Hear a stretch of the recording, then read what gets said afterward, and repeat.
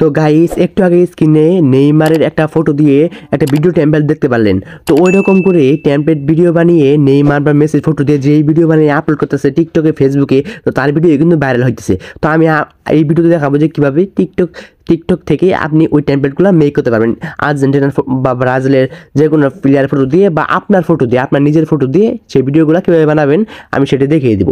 তো এটা করার জন্য আপনি চলে যাবেন টিকটক অ্যাপসের ভিতরে। টিকটক অ্যাপসের ভিতরে চলে যাওয়ার পরে এখানে উপরে সার্চ বার দিতে পারবেন, ওই সার্চ বারে চলে যাবেন। সার্চ বারে চলে যাওয়ার পরে এখানে একটা অ্যাকাউন্টের নাম লিখতে হবে। এখানে লিখবেন রিয়েল স্বাধীন 22, এই যে স্ক্রিনে দেখতে পাচ্ছেন। তো এখানে লিখবেন রিয়েল স্বাধীন 22, মানে রিয়েল স্বাধীন 22 লিখার পর সার্চ করে দেবেন। সার্চ করে দেওয়ার পরে এই যে এরকম একটা অ্যাপ এরকম একটা অ্যাকাউন্ট চলে আসবে। এই যে অ্যাকাউন্টে দেখেন, তো এরকম একটা অ্যাকাউন্ট চলে আসবে। যে অ্যাকাউন্টের নিচে এই যে ওই টেমপ্লেটটি দেখতে পাবেন, সবার উপরেই কিন্তু ওই টেমপ্লেটটি দেখতে পাচ্ছেন, যা আমি মার্ক করে দেখিয়ে দিচ্ছি।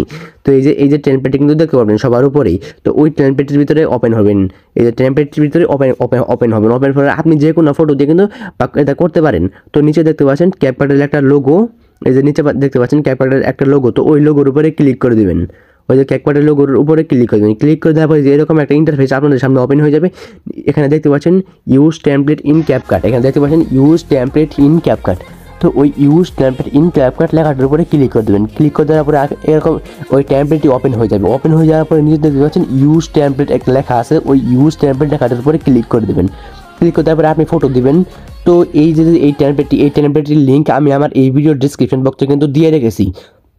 তো আপনাদের সুবিধাতে ওই টেমপ্লেটটির লিঙ্ক আমি আমার এই ভিডিও ডেসক্রিপশন বক্সে দিয়ে রেখেছি, সেখান থেকে আপনারা ভিডিওটি মেক করতে পারেন, কোনো রকম অসুবিধা হবে না।